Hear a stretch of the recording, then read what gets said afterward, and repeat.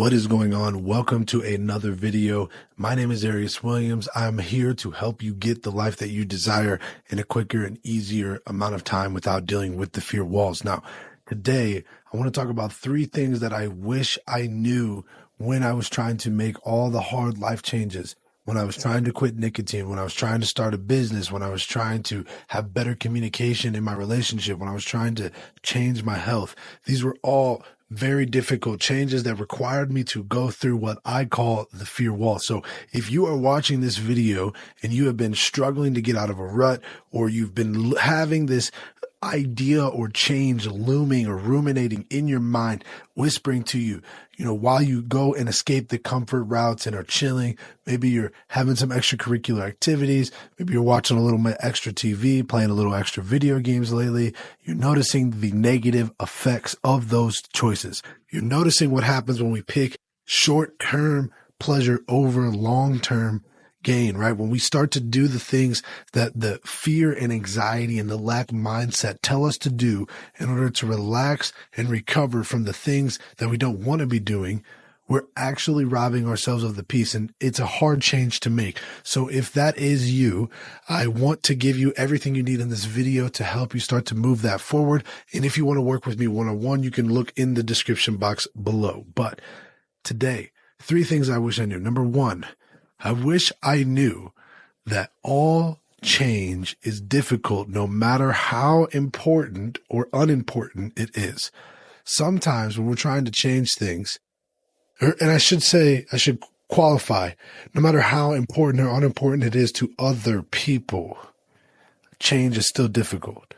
So when you make a change like quitting nicotine products or quitting a certain type of eating, those things are both commonly known as difficult changes. Most people would applaud you for attempting to change those behaviors, especially if they do them themselves. They will give you praise for even trying.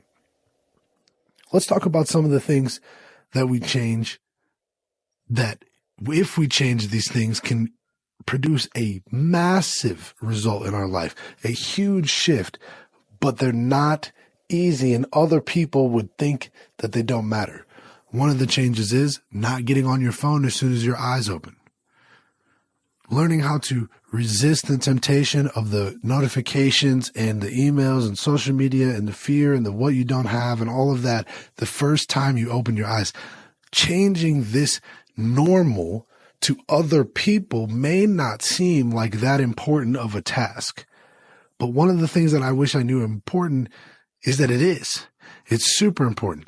And when you try to change things that are not important to other people, sometimes they don't respect the circumstances or situation that you have to set yourself up in order to win or maintain that change. So if you're a good example of this is if you're somebody who is making the change of going to bed at a consistent early time, so that way you can get up at an earlier time. You want to make this change. Okay. To other people, that's not a hard change to make or an important change for them to respect. So you might have friends calling you late at night, people asking you to, and maybe even guilt tripping you about the thing that you're trying to do. Say, oh, why you never want to have fun? Why you never want to come out? Why you don't want to hang out with us? You don't want to get on the game. You don't want to do this, right? This is a difficult change because to them, they see that change you have set up for yourself as a non-important issue. It's not like when we hear somebody say, hey, I'm a recovering alcoholic, we typically don't offer that person alcohol. People will start to change their behavior. However, when somebody says, hey, I'm trying to think more positively, I'm trying to manifest a better life, I'm trying to start meditating, I'm trying to start coloring in order to be more mindful to help me reduce my stress. I'm trying to be mindful about where I put my shoes when I enter my home. I'm trying to be mindful about my expression of my feelings. Other people may not see that as important, so you may not get their support.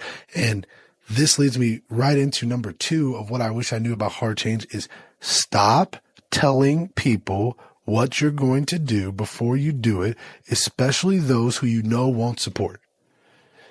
It is detrimental because whether you even are able, like, look, the obvious term is if you go and you say, hey, I want to do this. Like when I said I wanted to start a YouTube channel, if you go say that to somebody who is a negative Nancy in your life, and they could not always be one, but just anybody in your life who won't be able to share and affirm and to put life into that vision and to manifest for you, even on accident, even if it's one of your best friends and they say, yeah, man, that's hard. And now they're subconsciously thinking about you failing.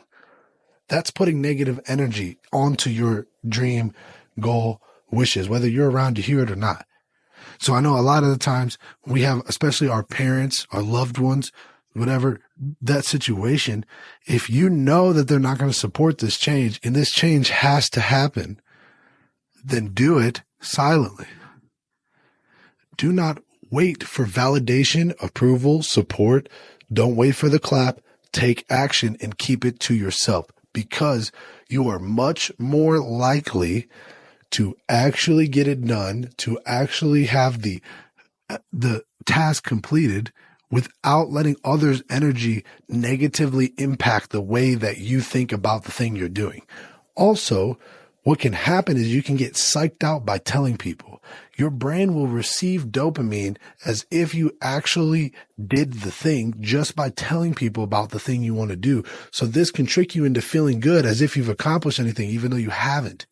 And therefore you don't take action and the thing gets farther and farther away. We all know how that story goes.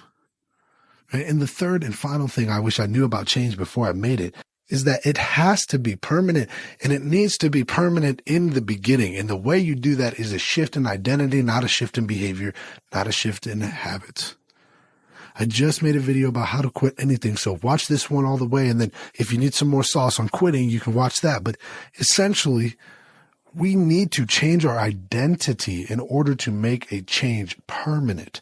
If it's just a change in behavior, well, behavior is fickle. Behavior depends on circumstance. Identities don't change unless we change them.